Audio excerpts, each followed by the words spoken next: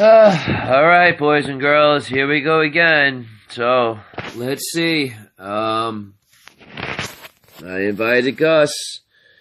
Let's see where he's at.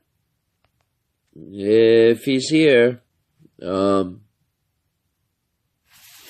had him in the the box. I don't know where the heck he's at. Let's see if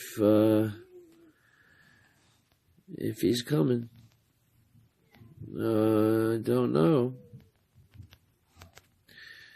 Let's see.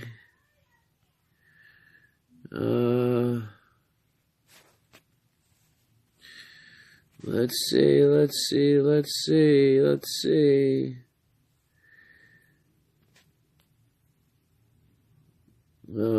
Come on, my man. Add viewers to be in your broadcast.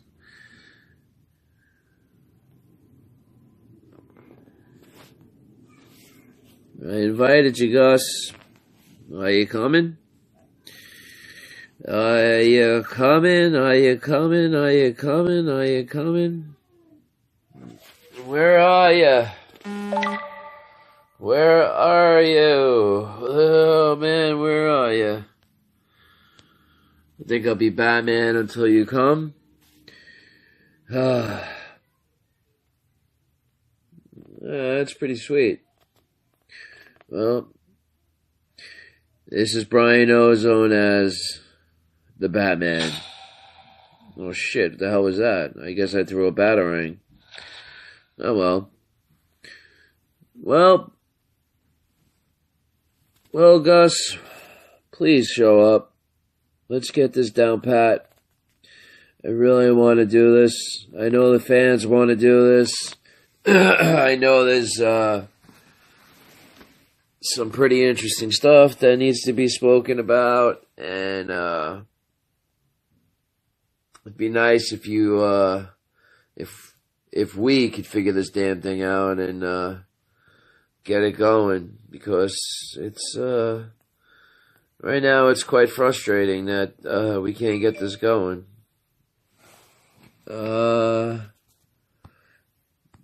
Now he's inviting me to be in his thing. I don't know what the hell is going on, but we shall try to figure this out. Let's see.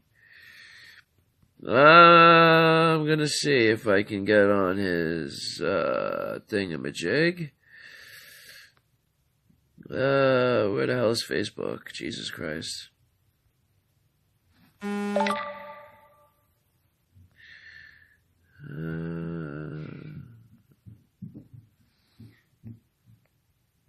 Oh, perfect. Perfect. Facebook is installing, so we gotta give it a minute.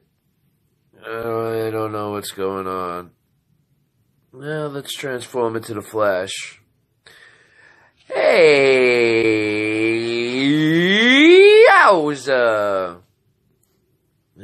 Just went to the Speed Force. And I guess this is...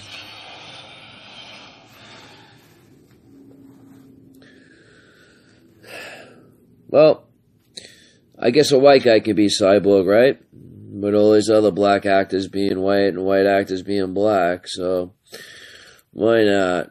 No, I'm looking for Superman. I don't see Superman anywhere. Let's see. Anywhere. I don't see Superman. That's weird. I have all the other guys. Whoa. I guess I'm doing a scan, right? Guess that's what that is.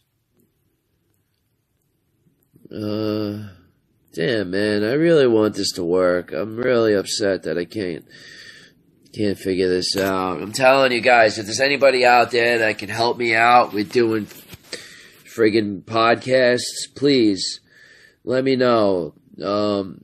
I need to start doing these things myself. I really want to be in control, you know, and do it myself and not rely on anybody. Whoa. Scan. It's not scanning. Oh well. It's not scanning. Doctor Who. I can't stand Doctor Who. Alright.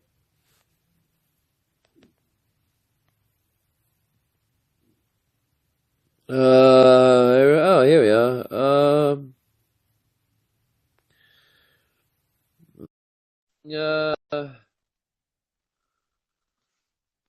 I am adding, it says I'm adding Gus.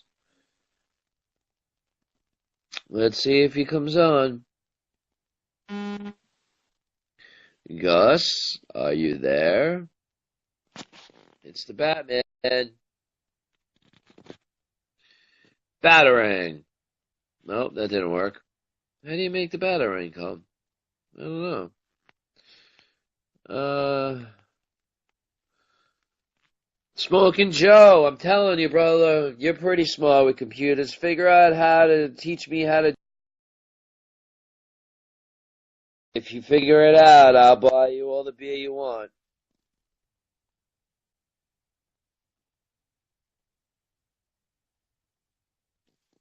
Back to being a robot or some kind of pixelated screen. I'm friggin' Batman. You don't know who I am? Well, no, it's the screen is completely pixelated.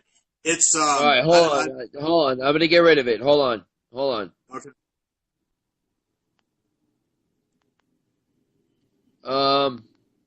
There you are. All right. Well, wait. I switched the camera around. Hold on a second. No, you're still coming in all messed up. I don't know what that's about, but I can hear you fine though. Hold on. Now, do you see me? No, You all I'm gotta seeing see is me. everything is all broken up into pixelate. It's pixelated. It's Seriously? It's really messed up. It's like Morse code. All right. Well, put it like this. I can see you fine. Can you hear me? I hear you fine. All right. We're gonna do this. I don't care.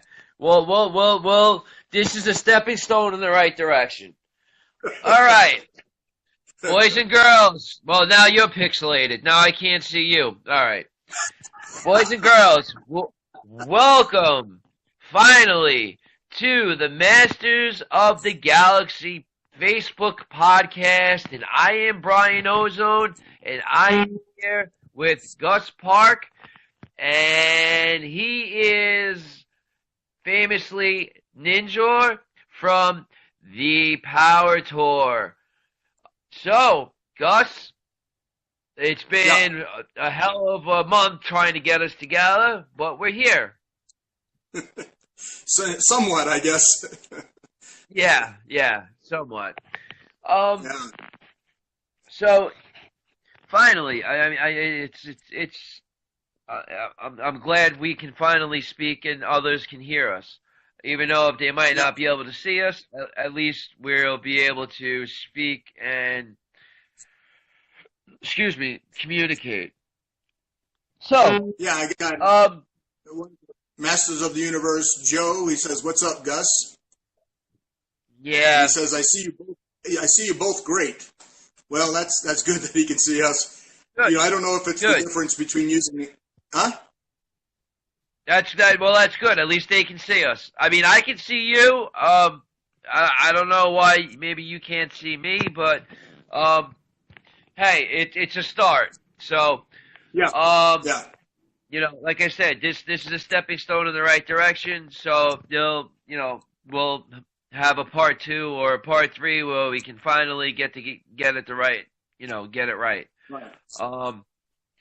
So yeah, everybody that's listening, Gus, he was on the Masters of the Universe Power Tour. Most famously, people would know you for your on-stage presence as Ninjor. But you did other things as well for the show. So would you like to tell the fans exactly, what roles or what you did? Sure, why not? Can you hear me okay, guys? I hear you fine. Okay, all right. I have the phone a little away from me because I got it plugged in. Yeah, I was also the choreographer of all of the battle sequences you see on the show. I played 5 characters. I played Ninjor. I played a wizard, a guard, and plus I was the understudy for Skeletor, Hordak, and 1 or 2 other people. Say again? I didn't say anything. That was your kid. Oh, yeah, no, it's the voices in my head. Yeah, we all have them. Yeah.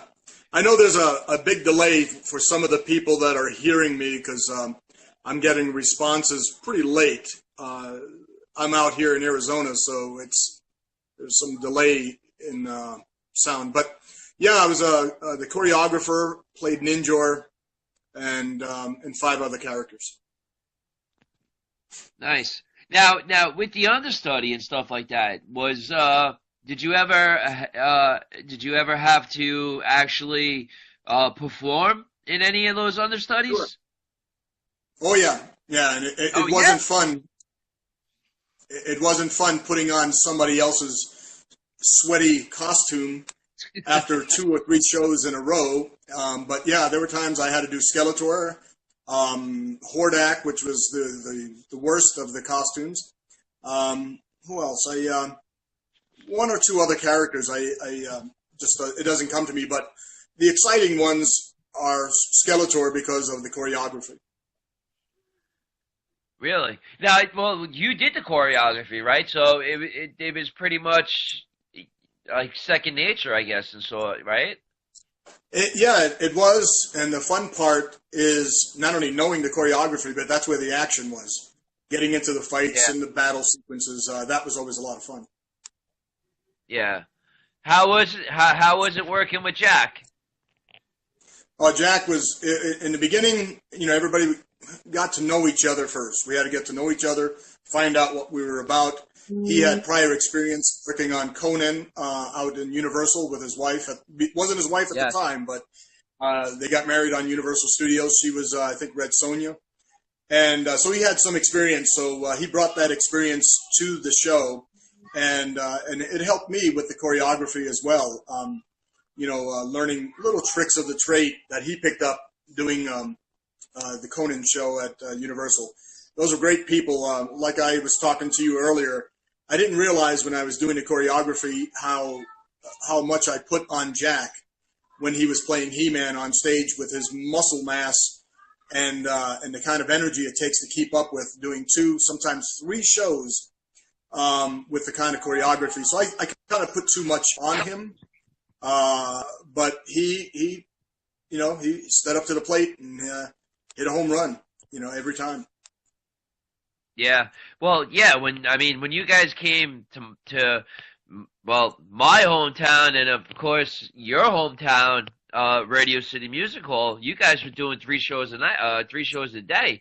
That must have been, that must have been, a lot on your body and everything else. I mean, stress wise, that must have really taken a toll on you guys. It did. It was really rough. We had a lot of injuries in rehearsals. The stage was shortened because the stage at Radio City is really short. It has hydraulics and all that, but it's really short. So we didn't have a backstage much at all. We had each side, and a very tight hallway going in the back where all the cables and all that mess. So we had 1 person broke a leg, and she was Evil Lynn. She played Evil Lynn. So we had to use the understudy to take the place. In fact, and I have it on video, we used a guy to play Evil Lynn one time. Believe that or not, yeah. We used, in fact, Evil's friend was one of the days with long hair played Evil Lynn, and I have it on videotape.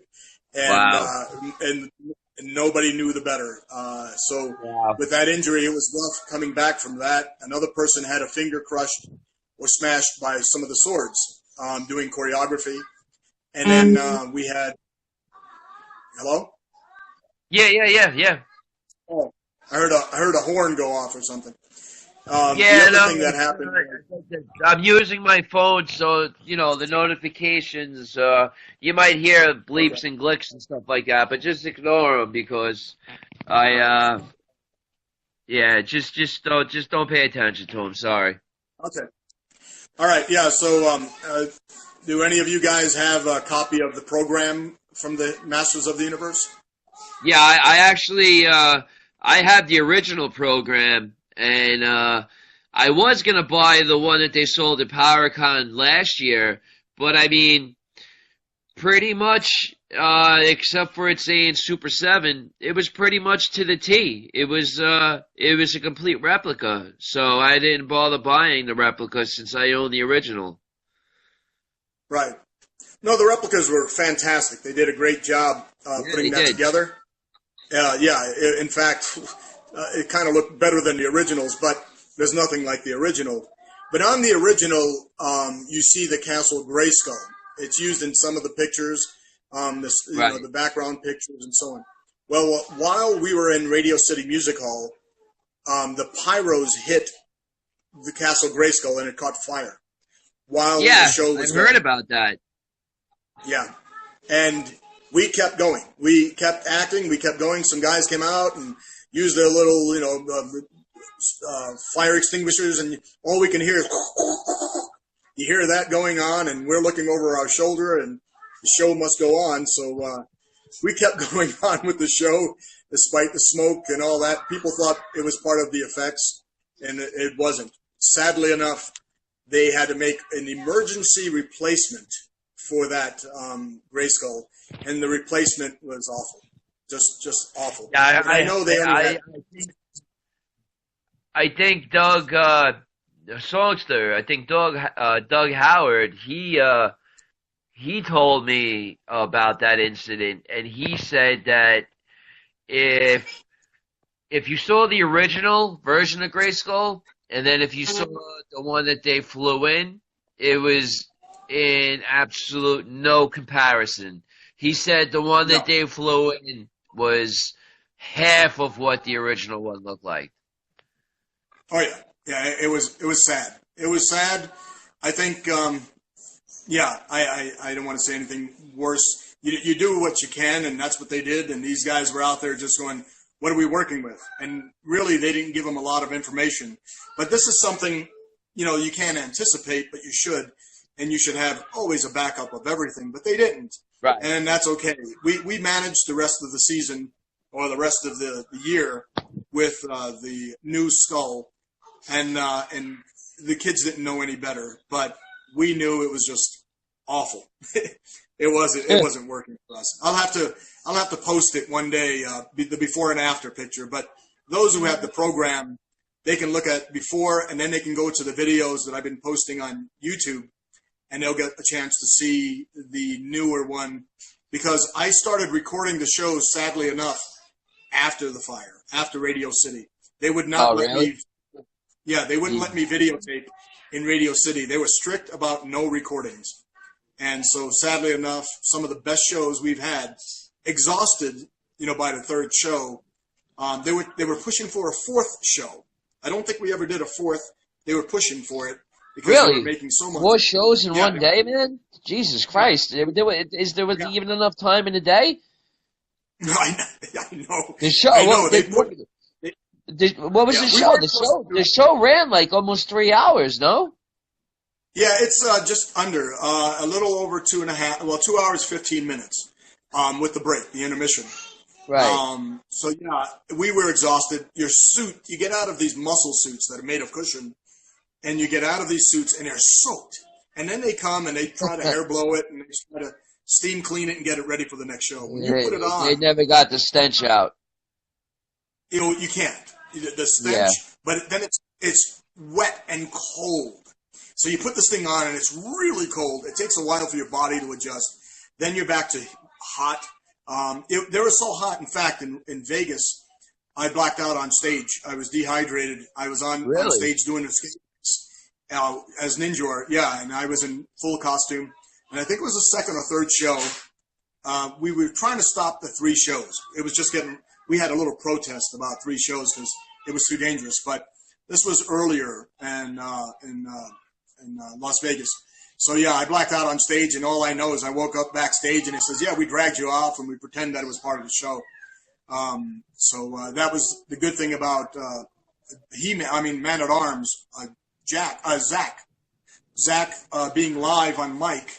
He was able to improvise, and Ninjor is down and the refrigerator door is closed, and they dragged me off stage. Yeah, so, but let me see. Now, Man at Arms and Songster were the only 2 people with live mics, correct? Yes, everything else is pre-recorded. We went into the studios. Some of us, of course, the voice is the original He-Man. I don't know if it's the original She-Ra for the voiceover, but a lot of it's voiceover, computer. I went into the studios to do the guard scene where when I come out and I say, Skeletor's forces are on the march. People want to know who's going to lead us. Well, I went in and did the recording, and they altered the voice. They changed it so it sounded British. And they didn't ask me to do a British accent or anything at the time. We just sat in the studio. I did about 10 takes of the same thing, high, low, fast, slow. And then when I heard it on the recording for the rehearsal, I just started laughing. I go, okay, that's not me. It can't be me. But, there were times when I was doing the radio. When we did the radio, Jack could not get the He-Man voice completely down. So I did.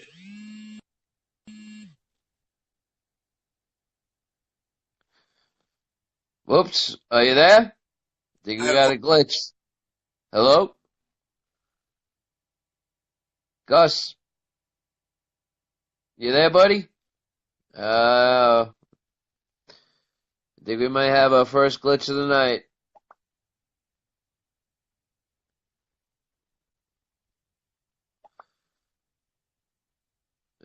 Well, keep talking. Maybe it'll come through.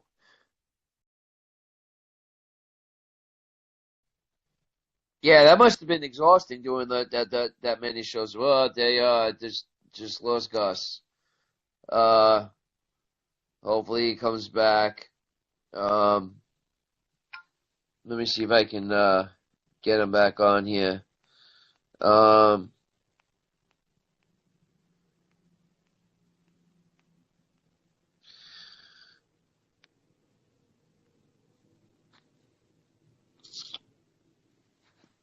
Yeah, I absolutely love the Power Tour. I'm just a big, huge fan.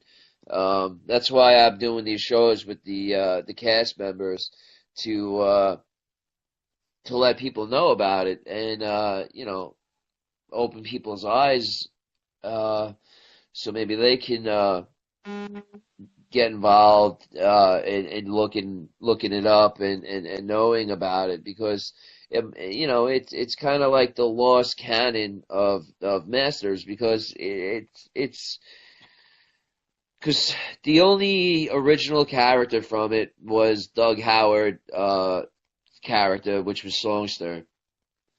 Because all the other characters, He-Man, She-Ra, Hordak, Grizzlor, the list goes on and on. So they were regular characters that are already in the comic books, cartoons, toys, this and that.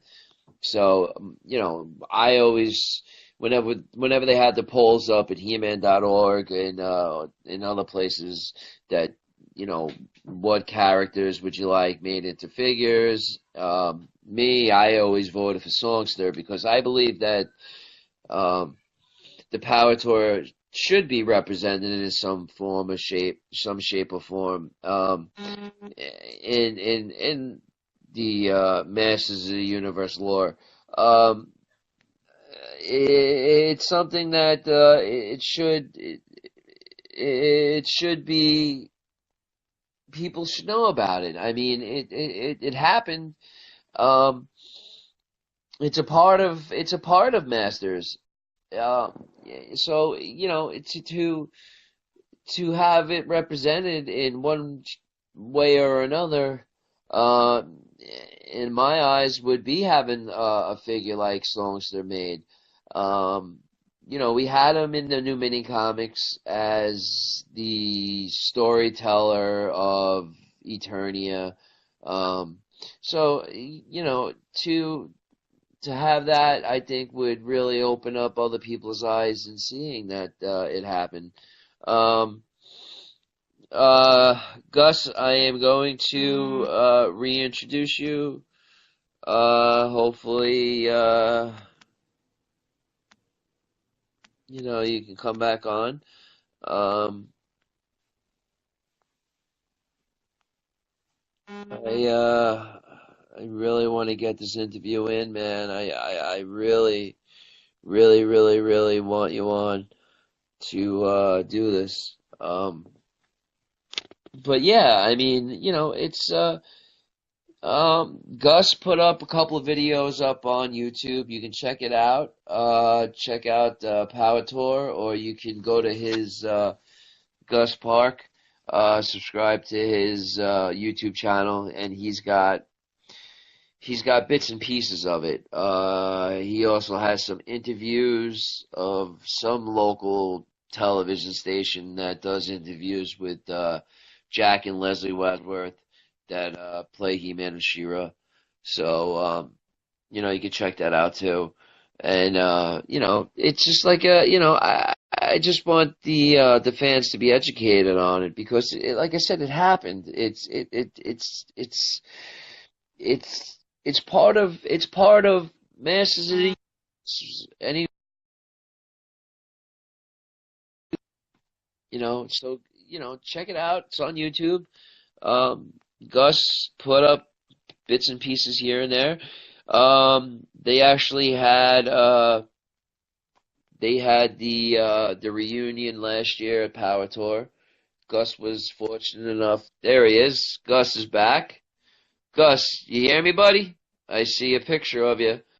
Uh, he was able to bring a copy of the Power Tour, and I think it was Saturday night that they showed it, so we were able to watch it, and it was great. And then, afterwards they had the cast there, and we were able to hang out and talk,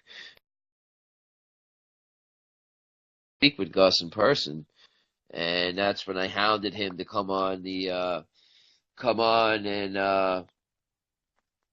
and do an interview, either on the podcast or a written interview or whatever. But yeah, I mean, I've been trying to get him and Doug, and again, like when Doug was on, I even asked, I didn't want to ask him off camera or when we spoke before the show or whatever. I wanted to talk to him on the show about it, about him not doing an interview in so many years. He doesn't do interviews. But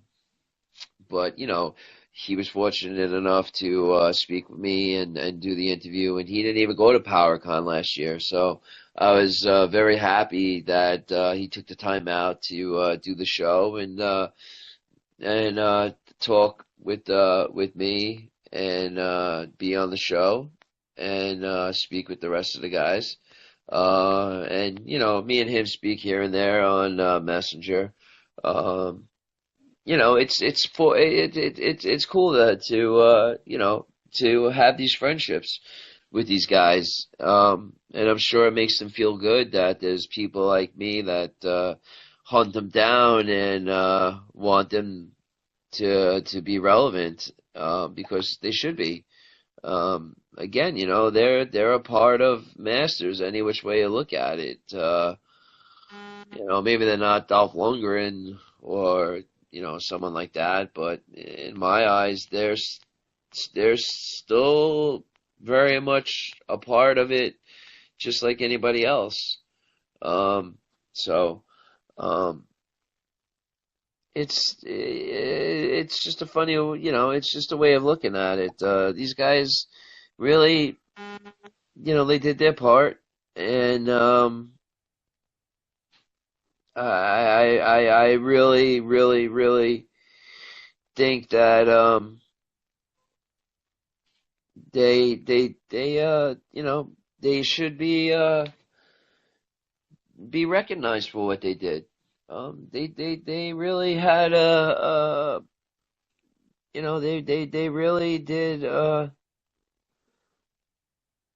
they really did they did their part, and to be a part of it, it was great. I mean, I was fortunate enough. I saw the show at Madison Square Garden.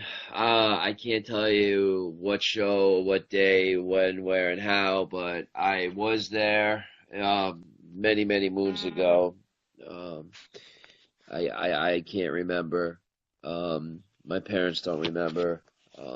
But I was definitely there, and definitely saw it, and it was really cool. Um, I was very happy to be able to go and see it, and it'd be pretty cool if they ever decided to do something like that again. I mean, it it was definitely cool. Um, but again, something like that, who knows if that something like that would be able to work again? I think it would. Maybe not now because there's really not much going on with Masters. It's more or less just a toy line. But if it ever got to the height to where it was back in the 80s, where it was a multi-million-dollar entity, and you couldn't look or go anywhere without Masters being in your face, um, who knows? It may happen again. Who knows? It may not. But if it does, sure as shit, I'll be there. Um, I'll definitely be there, and it would be really cool. Um, be really cool to have again. It Basically anything with Masters would be really cool to have again. I mean, I just took me and my wife just took the kids to go see the Marvel Live thing. We just saw it at the National Coliseum, and they do that every year. And I remember seeing the DC one years ago. I believe it was like the DC characters with Warner Brothers, like Bugs Bunny and that.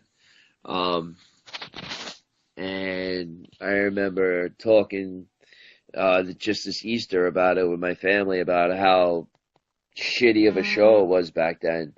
But, with today's technology, I mean, that Marvel show, forgot what it's called, Marvel Universe Live, it was crazy with the laser effects and everything else.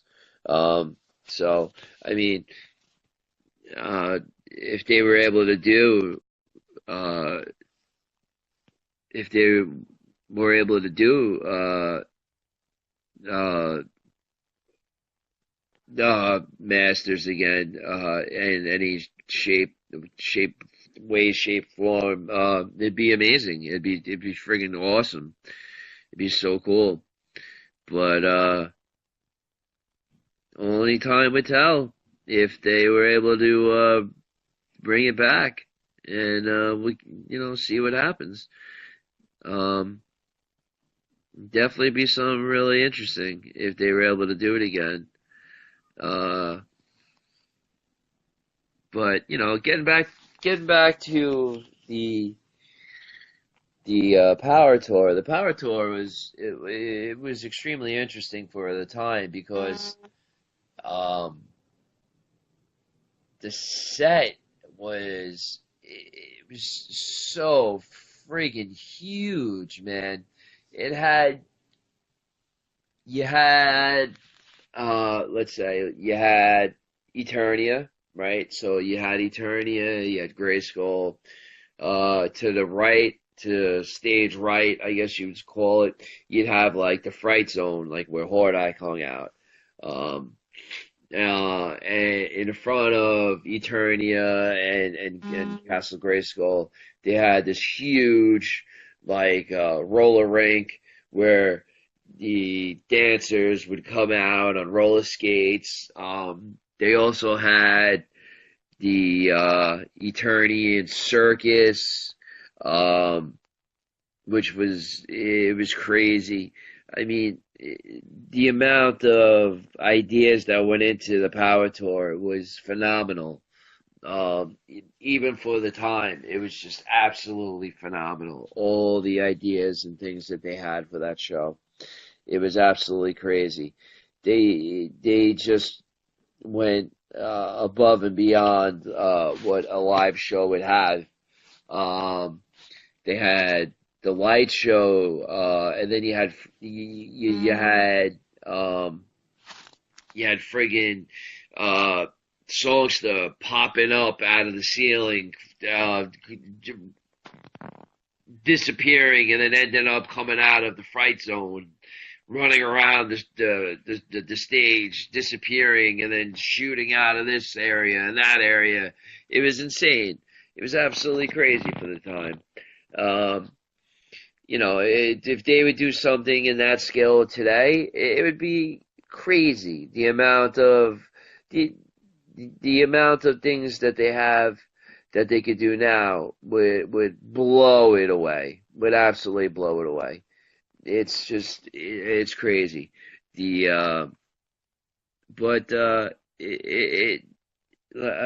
Again, like if Masters ever became that popular, I can see them doing something like that again. And you know what? Geez, it would sell out instantly. It would definitely be a sellout. It's it's something that would definitely work in today's standards with the special effects and this and that. It's something that and guys like me and Joe Amato, Tom Ace, The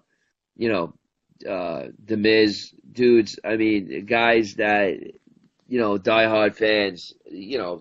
We'd probably go if there was 3 shows a day. Just go 3 times in one day, or see it once a week, or whatever the case is, because it's just that cool. It's something that it's something that for its time I think was so above its time.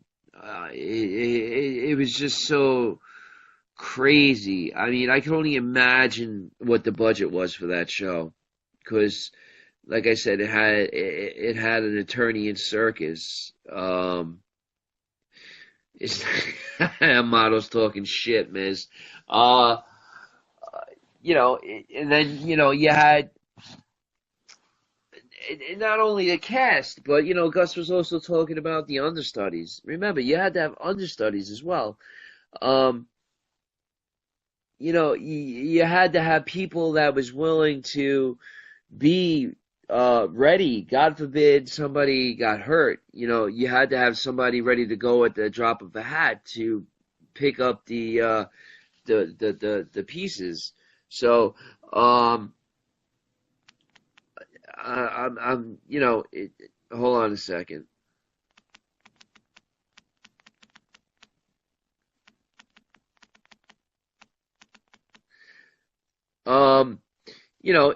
You really, again, it's just with a show that big, just, what you see is a lot.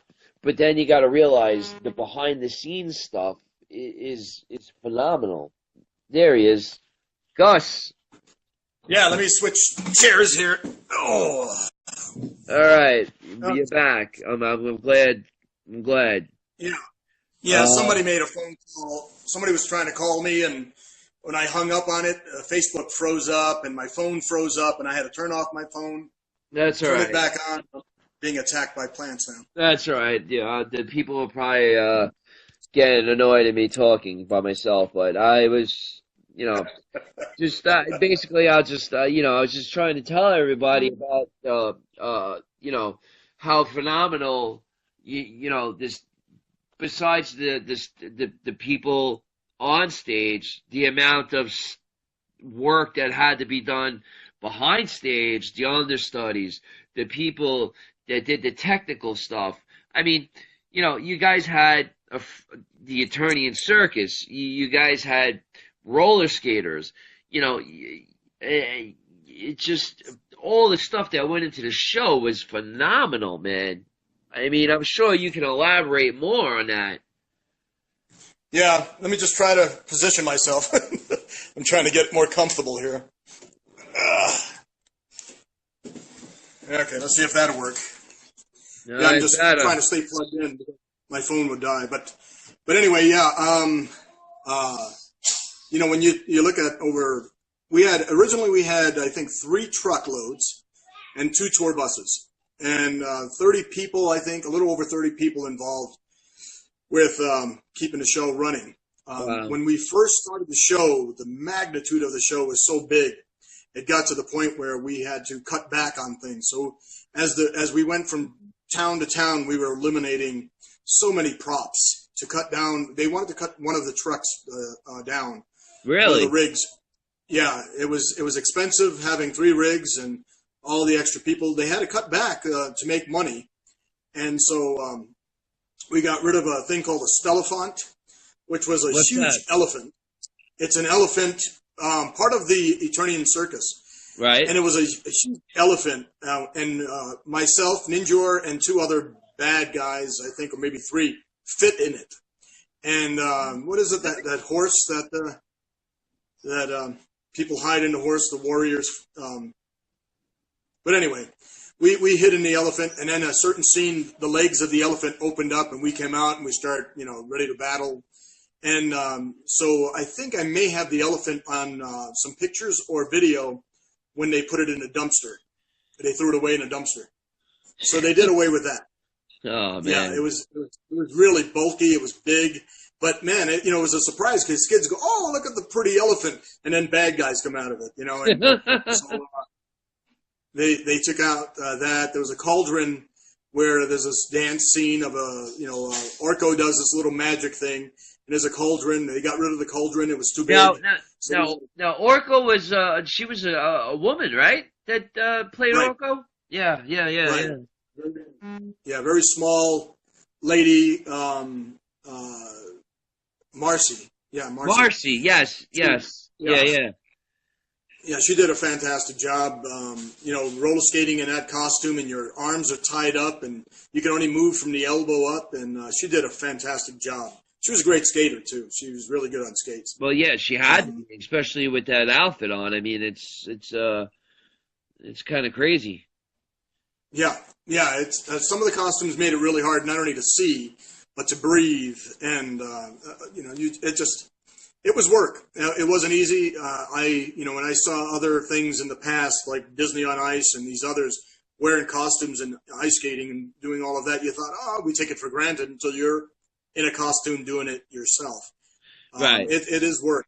It is work. But like you were saying, the magnitude of this show at the time was the biggest of its kind. We had Siegfried and Roy would come over to see what they can learn. Michael Jackson came over. He stole some of our ideas with the triple Skeletors, the 3 Skeletors. Really? But Michael Jackson he used the prop stage that we used, the same method, where he disappears on one side, pops up on the other side of the stage, almost simultaneously. Well, he got the idea from the Masters of the Universe. They took wow, look at that. He came backstage. He took that idea. We had David Copperfield. I had an injury at one of the shows in Vegas, and not only the blackout, but a knee injury. And so I sat half the show out, and I was watching it from the stands like everybody else. And I look over to my right, and who's sitting next to me is David Copperfield. No way. And I go, oh, yeah. And he was like, shh, keep it down, keep it down. And I'm like, oh, no problem.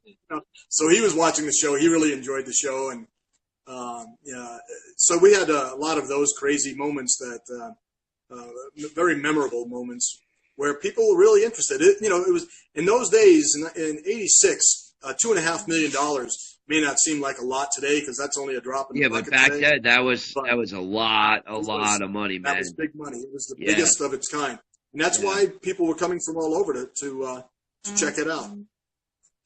Now, did we lose some of you guys? Joe, there was a guy named Joe who was there for a little bit. Yeah, that's my buddy Joe Amato. There's two Joes. Joe Amato and a buddy of mine that I known for a long time that lives in my neighborhood. His name is Joe Carson, but me and my brother gave him the nickname of Smoking Joe. So, but yeah, they're popping in and out. There's some viewers. Yeah, there was one of them said that they bought a program from me at the power. That was my buddy Joe. That was another Joe. Yeah. He said that he saw you last year and bought the program from you. Right. Yeah, I kind of remember him. He's for some reason Joe, the name came up, and I think he was with his son, if I remember right. I even talked to him. Yes, he was. You're right. Yeah. Yeah, I had a meal and I sat down with them and talked to them for a little while. Yeah. Yeah, he's a little tall. Yeah, definitely. Yeah, he had his son with him. You're right. Yeah. Right. Real nice guy. You got a friggin' good memory, bro. Let me tell you. I don't know, you said you remembered me too. It's crazy. You got a really, really good memory. That's why I can share all these stories of the tour and other experiences because that's why you need to write your book. Yeah, I know. I'll get on it one of these days. I'll be a ghostwriter for you. It's on my procrastinating list. Yeah, I got one of those too. Yeah, so no questions from the guys. So do you have any what do you want to say? You got any funny? I know about the prank show. I don't know if you want to elaborate on that, but I'm sure the guys would the listeners would like to hear about that. The infamous prank show you guys had. Yeah, and it was my fault too. We after doing 300 shows or more, it was becoming very monotonous. We were getting crazy. We were getting bored, and I decided to do something crazy, and that's a prank show. And only a handful of us knew about it. The others were in the dark, including Songster. He was in the dark, and so we were hiding props in different places that we would normally not use. For instance, Ninjor uses 2 swords. Well, instead of 2 swords, I used 2 inflatable sharks, Jaws sharks that were inflatable. And the young lady who I'm fighting, believe it or not, she plays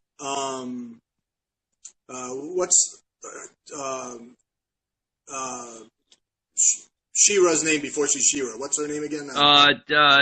You got to throw me on the spot. Jesus Christ. Princess Adora. No, it's not Jesus. Okay, yeah, Princess Adora. So she played Adora, Sally, and she also plays this guard who I fight as Ninjor. And I come out with these 2 inflatable sharks instead of swords, and she's losing it, and I'm fighting, having this yeah, you got it, Joe. He said Adora. So we went with the fight with the sharks, and she's just, what is going on here? And there's the scene with the clowns that come out for the turning circus, and the clown hands Songster rubber poop. Yeah. And he gets it in his hands, and you hear this blasting laugh. I mean, he just loses it. Forget the choreography, the singing, and he just starts cracking up out loud.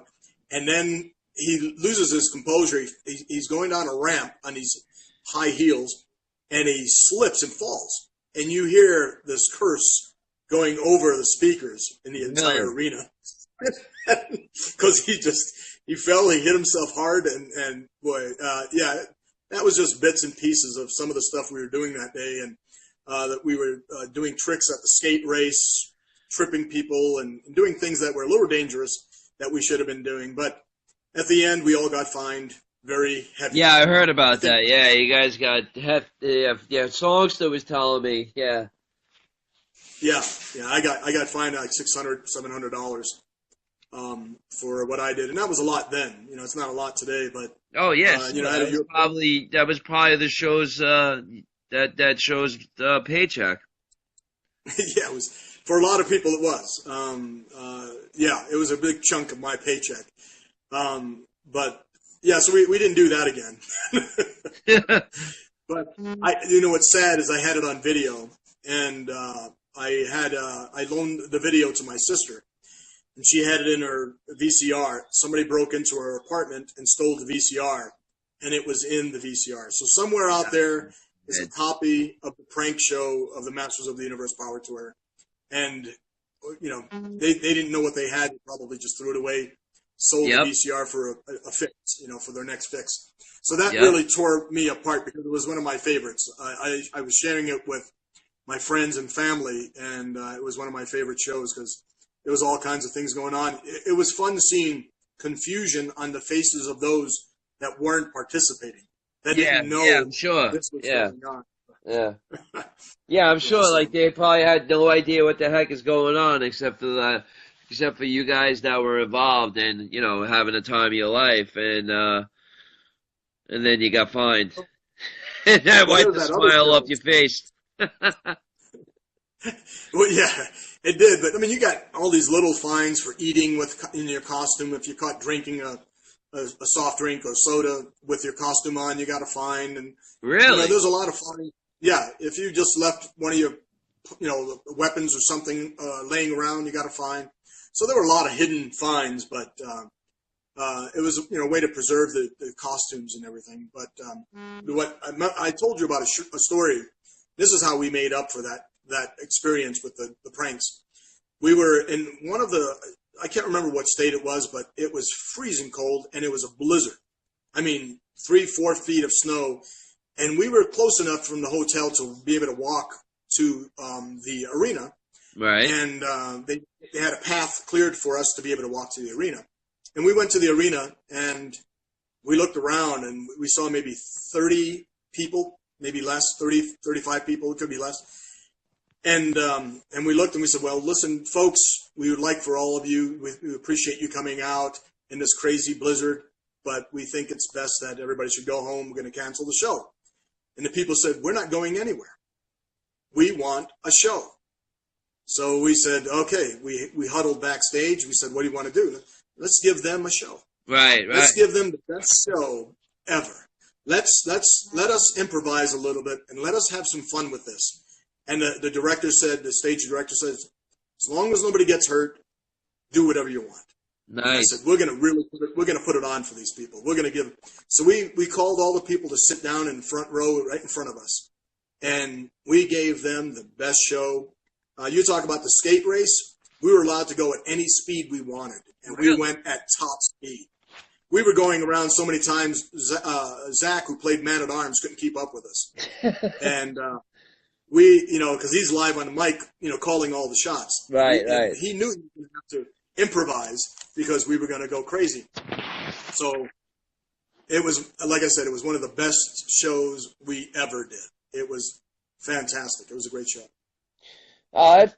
Yeah, see, stuff like that's fun, you know, like when he can, you know, so to speak, to you know, let your guard down and just have a good time, and you know, it's things like, I guess things like that make it all worth seem wild when you're when you can actually have fun about it, you know. Oh yeah, that's when it became easier for us to do, when it wasn't work. And with time, working together with these people, you became a family. You know, everybody got to know each other real well, the ups and downs, the sicknesses, the crying, the injuries. Right. You know, we became a family. I mean, when one was down, we were all down. And yeah. So yeah, it was a lot of fun. to this day, I'm still in touch with a lot of these people, and a lot of them moved on, got married, have new lives, left acting, skating, and what have you. So I kind of left them alone. With time, I left them alone because they moved on. They don't want to live in the past. They just, and me, my past is a reminder of where I'm going. If you don't know where you've been, you don't know where you're going. True. And, knowing where you've been, otherwise you just go in circles. So my past is a big part of who I am. So I don't want to forget it. I want to remember. Yeah. Do you do you guys I know, like, certain things, certain plays or shows or things like that, they'll have, like, get-togethers or so often or things of that nature. Do you guys have anything like that, or? I did 2 reunions. I did one in New York and one in California, but I did 2 reunions and trying to gather as many of the people as possible. And it turned out okay, but less than half the people appeared. And it was just really hard for people, to leave what they were doing, work, whatever it was, to show up. But it was great reunions. Both of them turned out really well. We had a ball. We shared the videos of the show and talked about incidents and so on. And that was so long ago. So yeah, kind of everybody's, people have moved on, doing other things with their lives. And the most I did was I did my best to put a copy of one of the shows together for each and every one of them. So each and every one has a copy of the show. It's not the best copy. Some of them were video and whatever, but they weren't what I want to do with putting the compilation of all the shows that I have on one, a DVD with all the different angles and all that. They just had a copy, maybe a half a copy of just segments that they were in. And if I sent a bunch of copies, it was like to Jack, and maybe even Songster, because he's the one that did a lot of the singing, and he was live, so for his stuff. But Eric, who played Eric Van Bars, who played Skeletor, the man is a genius in how he memorized everything. He played Skeletor, but he was Songster's understudy and Man-at-Arms understudy.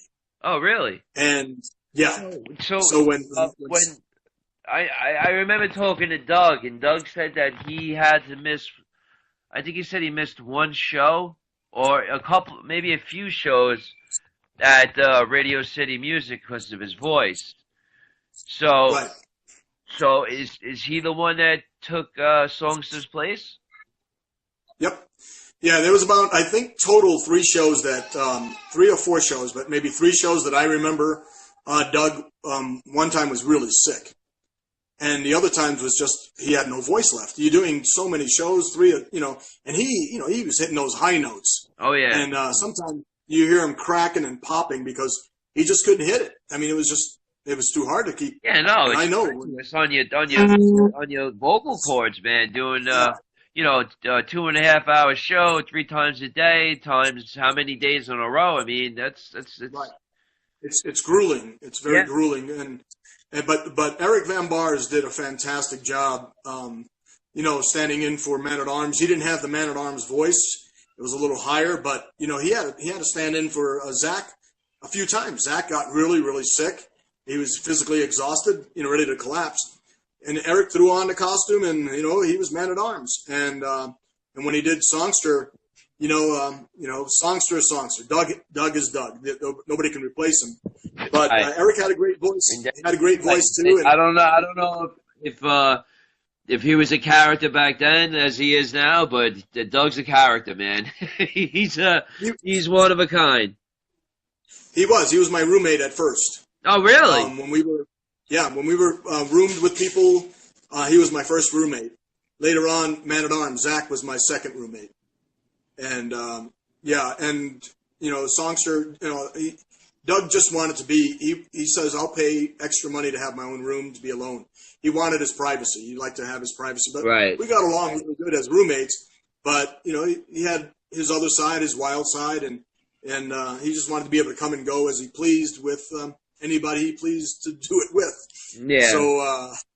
So he, we decided, fine, I'll go and I wanted my own room too. And there was a time when I was paying a little extra, paying more to have my own room.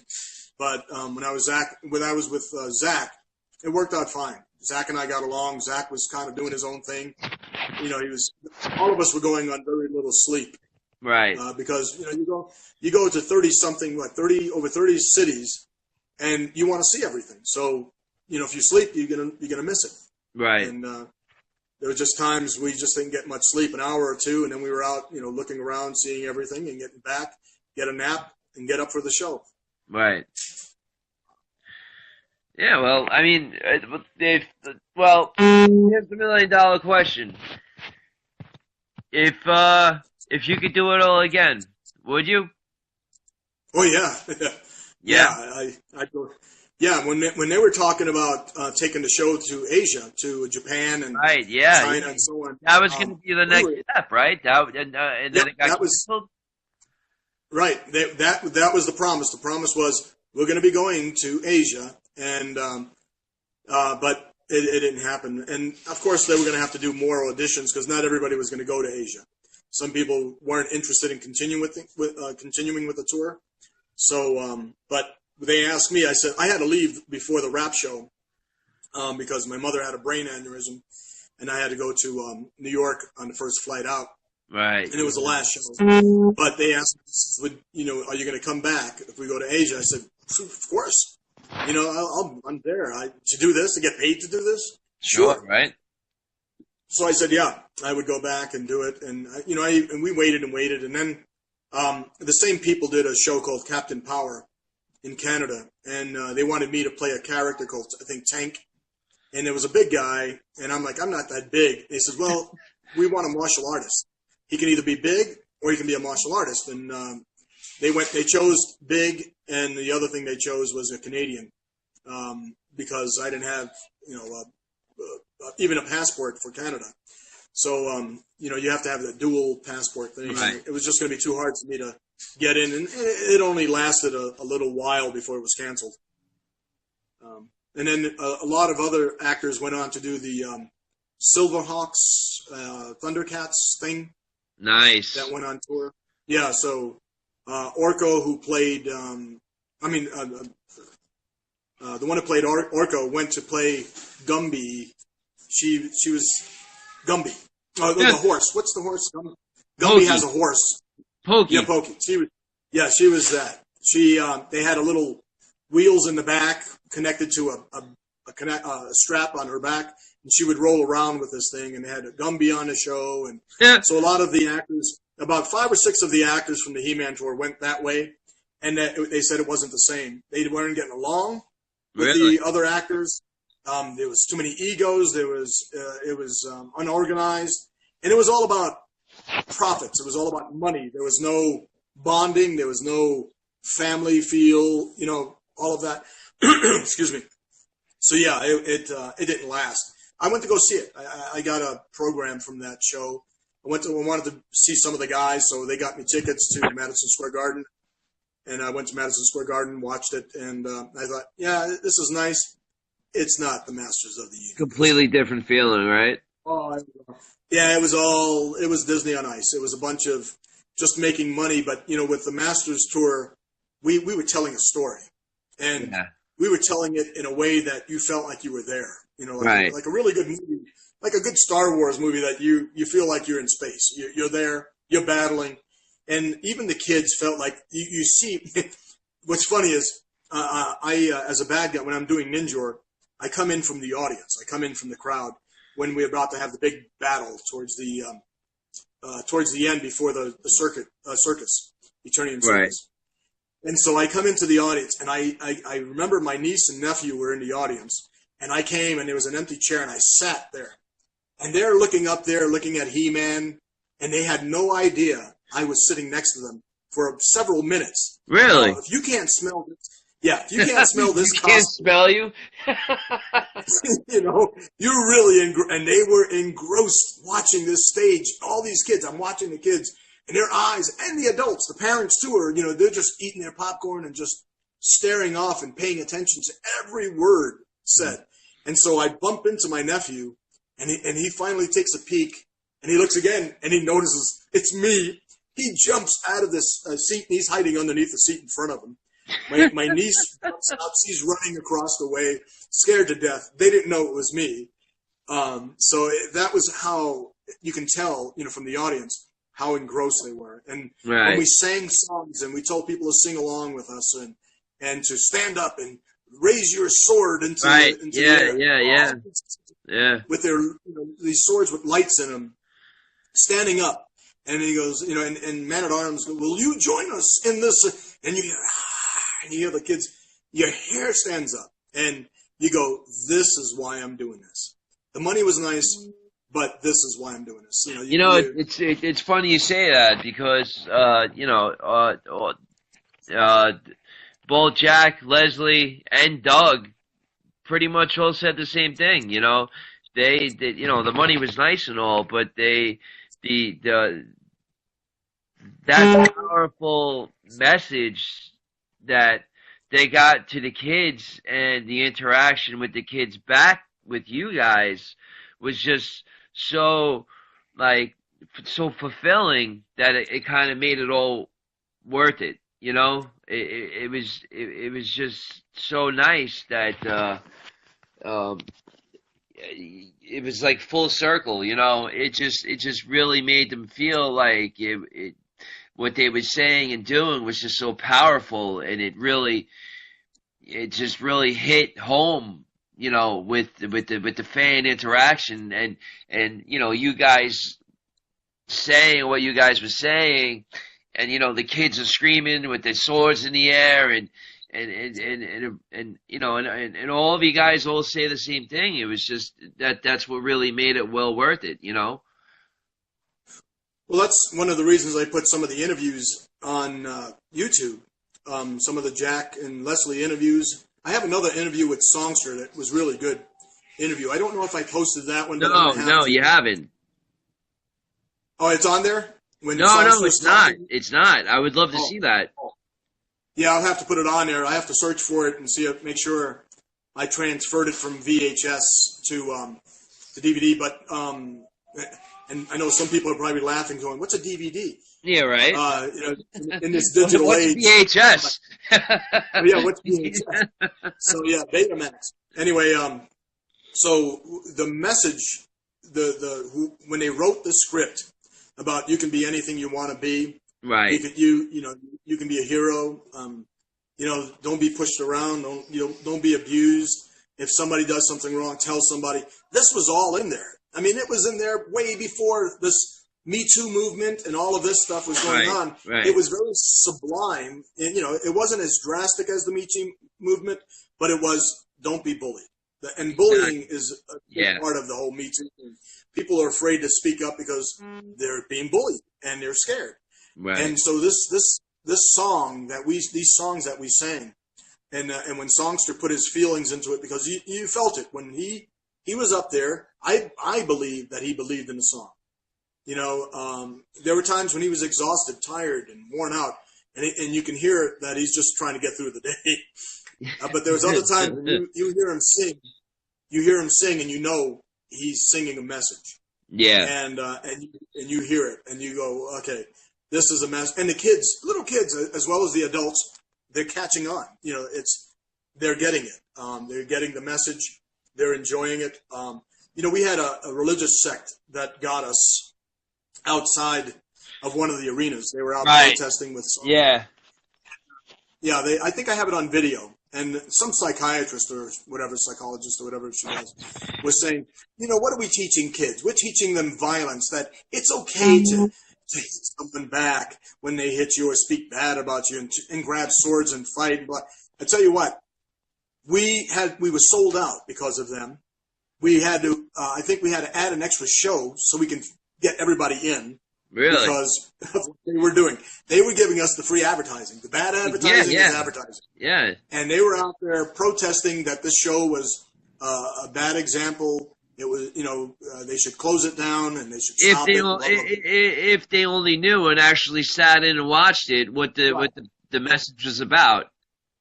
Exactly. So, yeah, and they brought us a bigger crowd. I think we would have had a smaller crowd if it wasn't for them. So we had to thank them. we had a hard time trying to get in ourselves because they were blocking our path. We had to get in through the back door. Yeah. So, that was funny.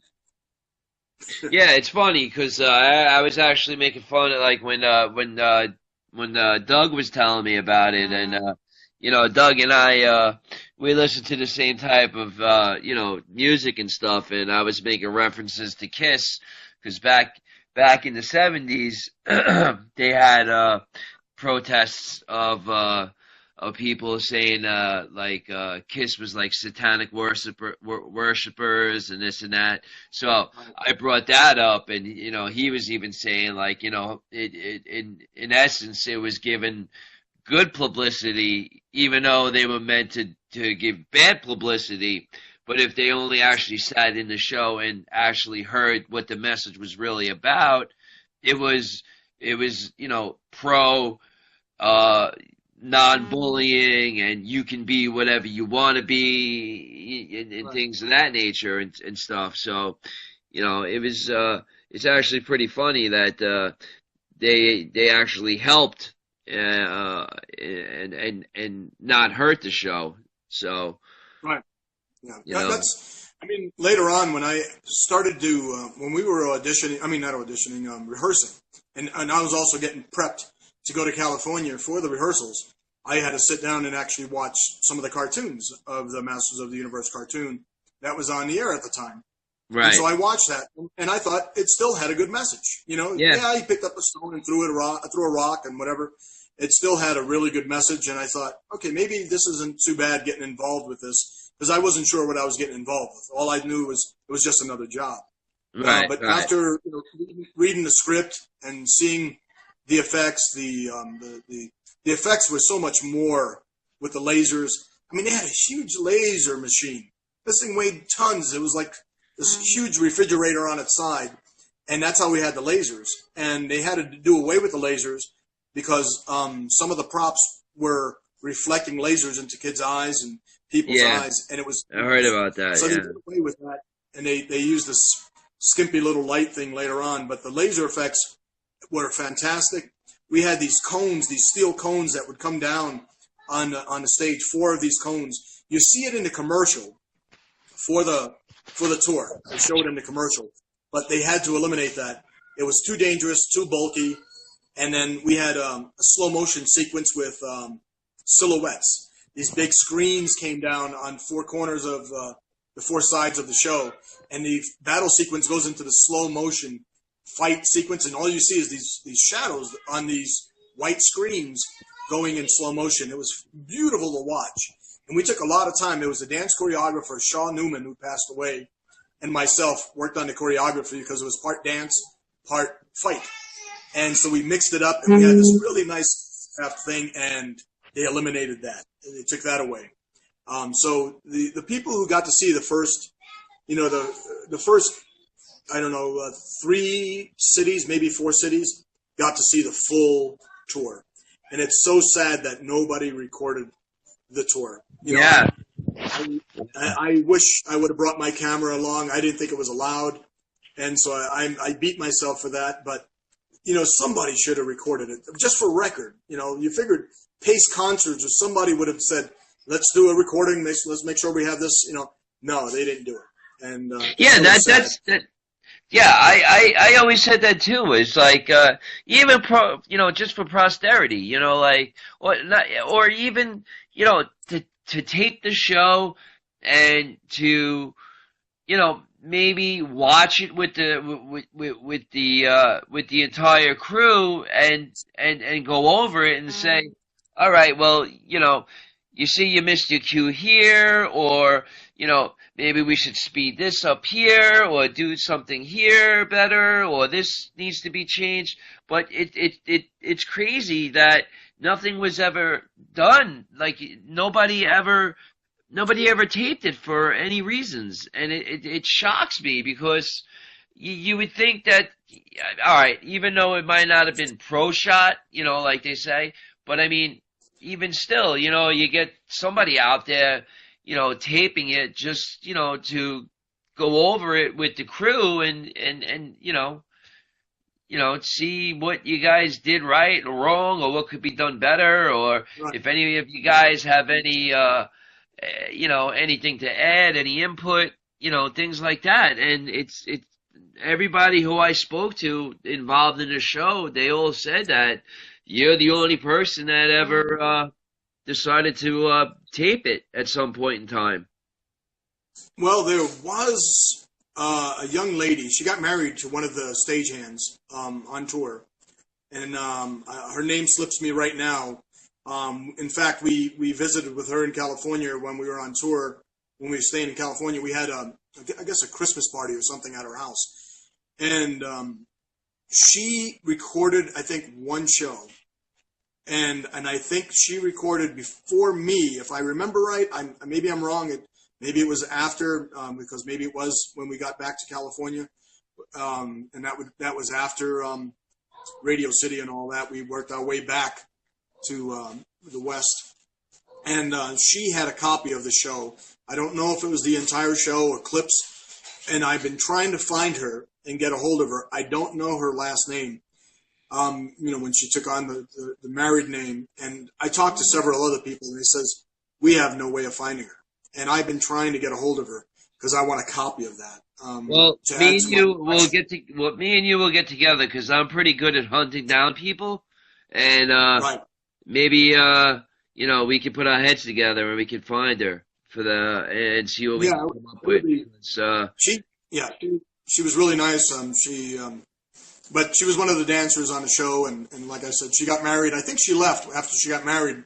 She left a little early, but I remember having a little portable video camera, which was like advanced compared to what I had. I had this bulky thing when I'm carrying with a strap on my shoulder, carrying the VCR and this. In fact, I thought I may even still have that camera just for really. Yeah, I may still have it, but the VCR died. We had to give it a moment of silence and a burial. But you give it a proper burial ground. Yeah. So I'd like to get a hold of her. Yeah. I'm telling you, I'm telling you, we'll get together and off camera and we'll see if we can track it down. Yeah, that would be fun. Yeah. I found a lot of people using the internet. Now, any of your listeners on this thing have any questions? Are they all still there, or are we just the only ones talking to each other? They're coming in and out, but I mean, if anything, let me see if anybody wrote anything. Not yet, but they'll probably write something. And you're part of the website now. Hold on a second. I don't know what something's giving some major feedback in my house. I don't know what the hell it is. Brian, turn that off. What is that? You got the microphone on somewhere?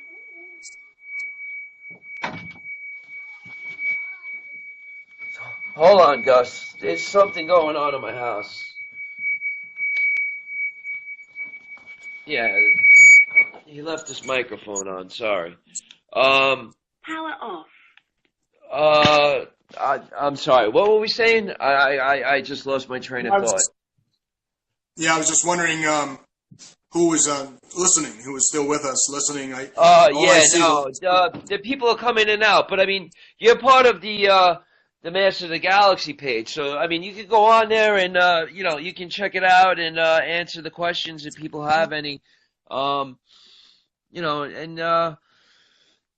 can answer it yourself. Yeah, I mean, it's that'd be great to find her. Like I said, I'm pretty good at tracking people down. I was able to find you, Songster, so and other people as well I was able to track down. It'd be great to see if she has that video, and if she does, excuse me, maybe we can persuade her into sharing it with us. Right. Uh, Yeah. Well, we'll do that. yeah, We'll that see that what we that can. that that would definitely be great to get a tape, and then compare it with what you got, and maybe make a master, a master copy, or something or another, and then see where that goes, because it'd be great. I mean, and that's another thing that really boggles my mind is the fact of the matter is that to this day, nobody's gotten a tape out there for the public to see because that's to me. I know I'm not alone in this. I would love to own that and to be able to watch it. In my house. Time and time again. I always throw on the '87 movie and the cartoons and the Thundercats and Silverhawks and what have you. But last year was a real treat that you brought your tape to PowerCon and we were able to watch it there. That was really special. Yeah. Well, I mean, what was nice is I think Val is his name, right? Val. Yeah, Val. Yeah, he posted it on YouTube. The interviews, and I mean, people wanted to watch this thing uninterrupted. And what was nice, I showed the second half in the evening, Right. one of the copies that I had, and it turned out it was the same copy as the one they showed earlier. But people got to sit down and really enjoy it without the questions and answers and Yes. no interruption. So I understand what you're saying about to be able to.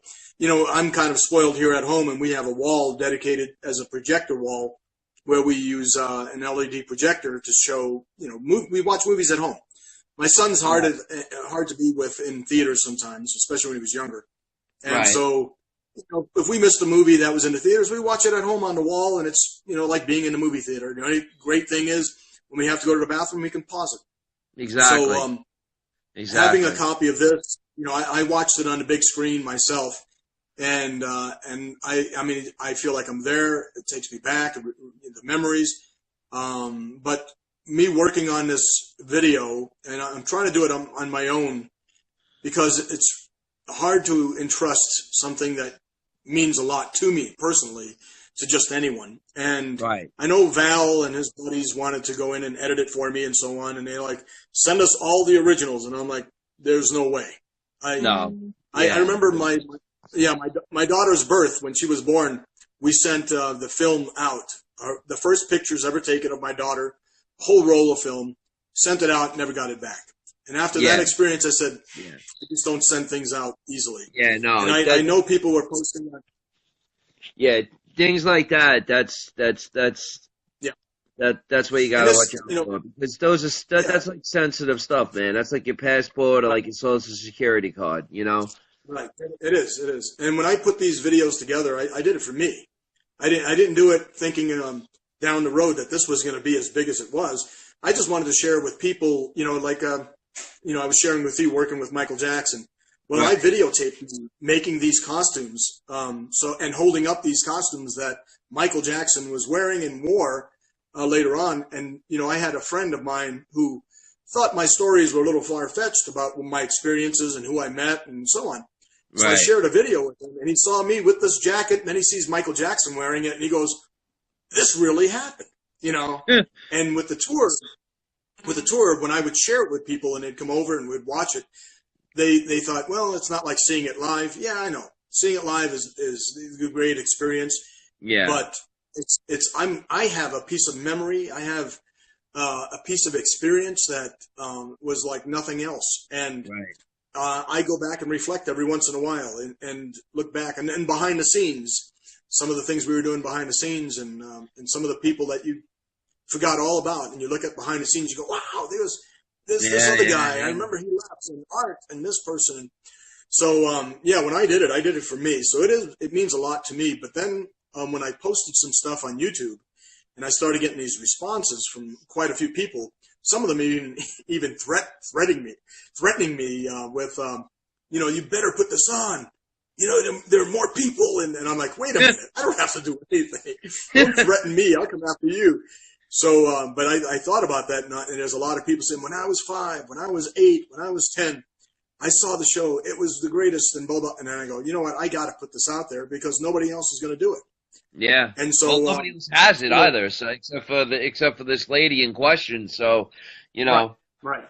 Yeah. Yeah. And I've been throughout the years, Jack made some phone calls trying to find out who do we talk to get around the legal problems of this. Red tape. Well, yeah. Well, that's like the first thing that I actually brought up to you about that is because, like you don't want to get yourself in trouble with that either because, you're just don't take this the wrong way, but I mean, you're just a regular Joe. I mean, these guys can have a whole friggin' floor full of lawyers that can come after you, and that's the last thing that you'd want, Right. Well, it was when I first posted it on YouTube, I expected that YouTube would take it off because of copyrights, and they didn't. Right.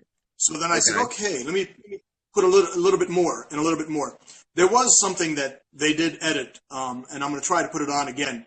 It was PM Magazine had some really good footage of us, of the show, going on live, and they posted it on TV. And the show is no longer in existence, PM Magazine. But there was music that was copyrighted. And YouTube would not let me put the music on. So there was a picture, but no music.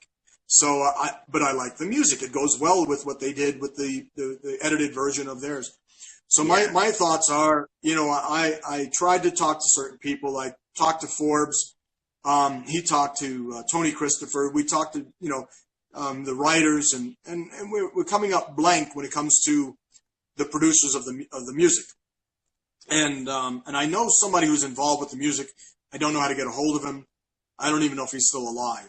But I've decided that, it was a non-union production. I'm not going to be making a lot of money on this. When I sell these things for nothing at the next PowerCon, hopefully, just try to get it out there for the right people. You're doing it for the right reasons. Right. It's going to get out there. It's going to spread like wildfire. People are going to make copies, even though if I told them not to do it anyway. That's the unfortunate thing. Yeah, it's going to make its way to YouTube. It's going to be all on YouTube. People are going to see it worldwide, and that's all fine. That's going to be my decision. When I do that, it's going to be on me, and that's it gets you a little nervous. And you're right. They'll come after me, and they'll take what little I have, all 35 cents of what I have in my bank account. So I have to be careful about this, and I've been trying to be careful about it. Right. And trying to talk to the right people. But I think it's time. You got to cover your own ass, man. That's the thing. Yeah. Well, people want it, and I want to supply it. The only thing I'm going to be really careful with is the behind-the-scenes stuff. There's stuff that is personal. There's stuff that that people would not want. Friends of mine would say, Gus, I'm upset. You didn't ask me. You posted some stuff of me, and so I have to be careful. Of some of that. Yeah. I'd like to just try to edit as much of behind the scenes with nobody in them. Yeah. I think that would work. That'd be the smart. Yeah. Yeah. Yeah. But let me ask you a question, the statute of limitations, because now you're talking 20 plus years. So, statute of limitations had to run out on certain things as well. Yeah, I don't know about this, though. I don't know, because music, they've changed things a lot with music. Yeah. After, what happened with Motown and so many of the old stars, singers, they changed things. So, when they did this, I'm sure, because Mary Tyler Moore and all the others have copyright, powers. Right. And whoever wrote the music, that was, Forbes, that was his concern. Forbes said, we got to be careful because we don't own this music.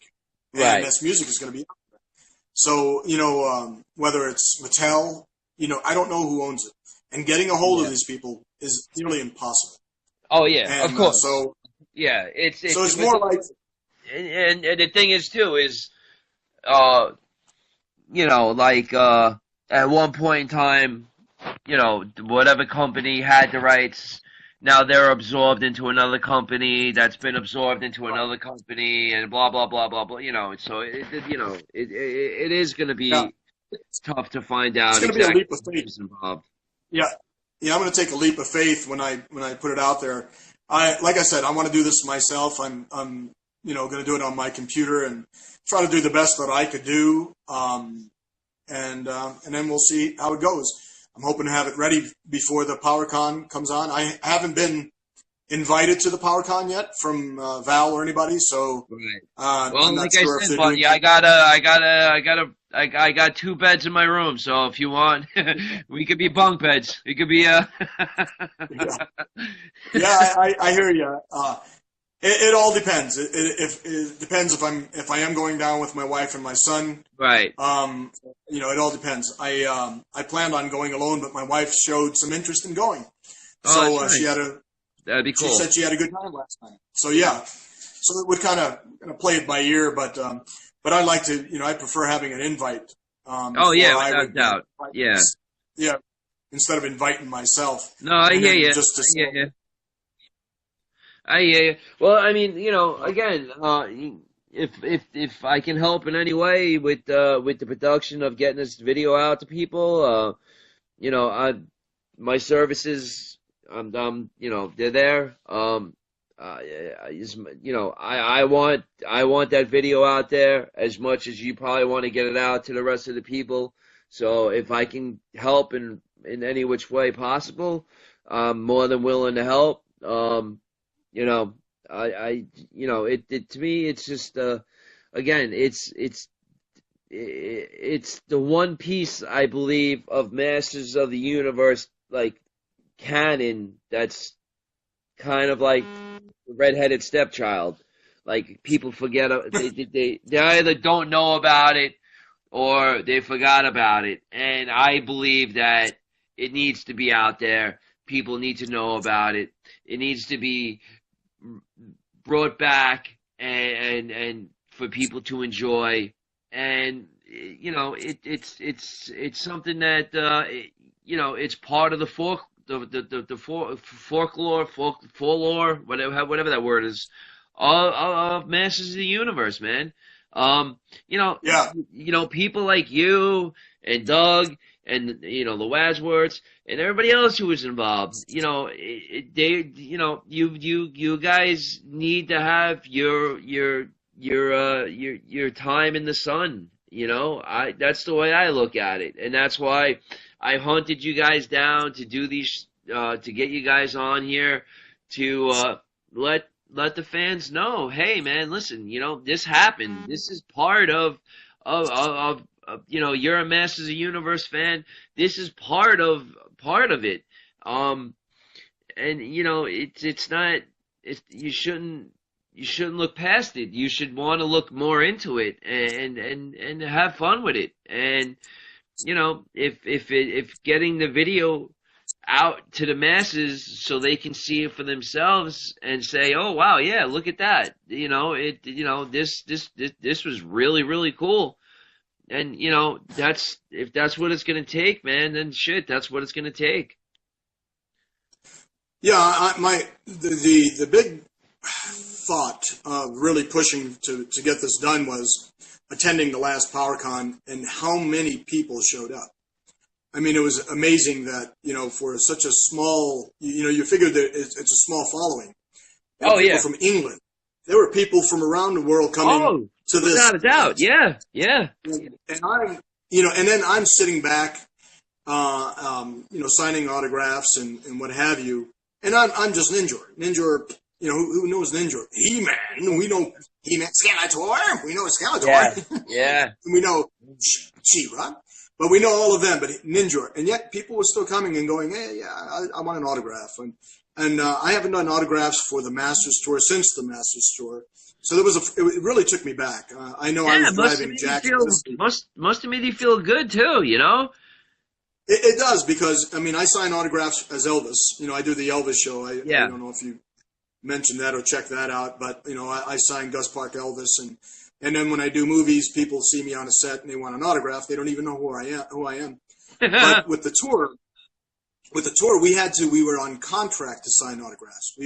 By contract, if they told us to go out there and sign, we had to go out there and sign, banners and posters and whatever. Right. So we did. We had to jump back into the smelly costume, run out there and do that. But what we used to do at Radio City is, as soon as the show was over, we'd run to the back doors. And then sometimes we get caught in the back doors. Some people knew about the back doors. So Right. they'd stop us for autographs at the back door, and we're going, oh. So I remember coming out of the back door with a character who played Rock-On. And we went out the back door, and people were waiting for autograph. They go, well, are you one of the? And we go, oh, He-Man's coming soon. He-Man's coming soon. we took off running to the subway because some of these actors stayed at my house in Manhattan. So we managed to get away without having to sign autographs because we're just exhausted after 3 shows. Oh, yeah, sure. Yeah, without doubt, man. Man, I was glad that the last stop on the A train was my stop because I'd fall asleep on the train. And so yeah, it was rough. And I felt bad, because it's a nice thing to sign autographs. There's nothing bad about it. I just didn't want to. Yeah, but after doing an exhoratory or a show for it takes its toll. It's tough. But yeah, I can probably share one story with you. I shared it with you personally. Yeah. I can share it for your viewers. Yeah, and sure. It was we just got finished doing a show, and I don't know if it was a second show, but I think it was the second one because I was exhausted. And I went backstage, got out of costume, took my shower, and somebody comes, Gus, there's somebody out there. Hold on, gotta go potty? You hurt your finger? Give me a second here, my son's. Yeah. Let me see. Let me see your finger. You gonna say hello? Hey. Okay. Hey, what's going on? You got pinched on your finger. Okay, go ahead in the living room. I'll be there in a little bit. Anyway, I took a shower. I'm done. I'm ready to go home or to the hotel. And they said, Gus, you got to go out there. There's a kid who wants to talk to you. I'm like, oh, man, I'm really exhausted. I'm not getting back in that costume. It's sweaty and smelly. They go, no. The kid wants to meet you, the actor who plays Ninjor. I said, a kid? Maybe 7 years old or something like that. And I said, well, okay, let me go out and just talk to this kid real quick. So I go out there. They're sitting, out in front of the stage with the mom and the kid. And so I say hello. I shake his hand. I sit down. He goes, I want you to have something. And I go, okay. And he pulls out this little clip-on Ninjor or Ninja thing. Yeah, you showed it to me. This thing is really, really cool. Maybe you could take a picture and put it on the the Facebook page. Yeah, I would have to do that. It means a lot to me. Cool. I've held on to it. It's for the listeners. This is really special. It's really cool, and he actually still has it to this day. So it's pretty sweet. Yeah. This kid with tears in his eyes, he gives me this thing, and I grab it, and I'm going, if this kid makes me cry, I'm going to spank him myself. He was bringing tears to my eyes, and the mother's crying. And he goes, I really like Ninjor. I know you're a good guy inside. And the kid's going on, 7 years old, and I'm thinking, wow, maybe 8. And so I'm really moved. And I looked at the kid, and I go, you want me to sign anything? So I signed a few things for him. And I said, are you hungry? And he goes, he was afraid to ask. He looked at the mom, and the mom says, well, we can eat. And I said, all right, let's go up and get some hot dogs, and or whatever you want at the vendors. And they kept one open for us, and so I took the kid up there and got some hot dogs and stuff, and fed him and hung out with him for about, I don't know, an hour and a half or so. And then I knew I needed to go get some sleep. So I said, okay, well, we got to go our own way now, and it's time to say goodbye. And Thanks, again, Mark. with tears in his eyes, he's saying goodbye. And thank you so much. And he gives me a hug, and I wasn't a very good hugger. I'm not big on hugs. So I gave him a hug, and that stays with me. And when I grab that little doll thing, I'm there. I'm remembering that. And the fact that it was me by myself not He-Man, not She-Ra, not Skeletor, Ninjor, of all people. So I was really taken back. And then he wanted to meet me, the actor, not the costume, not the bad guy. Right. And this kid is, I've never seen that. So it really blew me away. It stays with me as one of the greatest moments of the tour for me. And I think my wife just got home. So I think it's going to be time to get off here and take care of the wife. Yeah, after the story, we'll wrap it up. Okay. So yeah, that was it. That was a great experience with the little kid. There were a lot of little kids with autographs, but to want to meet me, the actor, not knowing anything about me, he probably didn't even know I was the choreographer, of the battle sequences. Right. Yeah. But he wanted to. Yeah, but no, but even that he made you that thing, man. That's that really must have taken you back. Like that's freaking cool, man. I mean, he didn't make He-Man one, he made you one. So that's really, really cool. Yeah. It's So yeah, but if there's a need for another interview in the future, we can discuss it. Yeah. Without a doubt, you're always welcome to come back on the show. I'm sure there's plenty more stories to be told. I'm glad that we formed this friendship. I'm glad that you were on the show.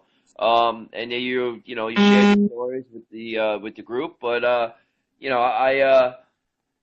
yeah, please take a picture of that thing that kid made you to show to take a picture and put it on the Facebook page to show everybody, because when you showed me that was really special, and again, he didn't it's not like he made He-Man or She-Ra or Skeletor.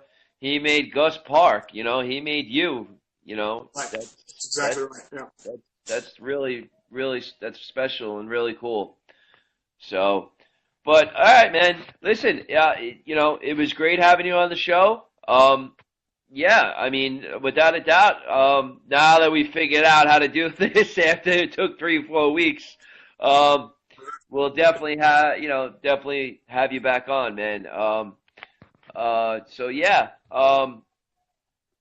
again, it was a pleasure having you on, Gus. I appreciate it. My pleasure. When it comes to sharing these stories, it's my pleasure. Yeah, I appreciate it. I really do, and that's what I really like, that you're able to take the time out of your busy schedule to share your stuff and do this. I've had people that said flat out no, they don't want to do it. But it's people like you that make it worthwhile. So I deeply appreciate it. I really do. There'll be another time, and I'm sure we'll speak again in a week or so. Thank you. Guys, just want to say there'll be another show next Monday. Thanks again, Gus, and until next time, guys, rock on, man. Thanks again. All righty, we'll see you. See you later, Gus. Bye-bye.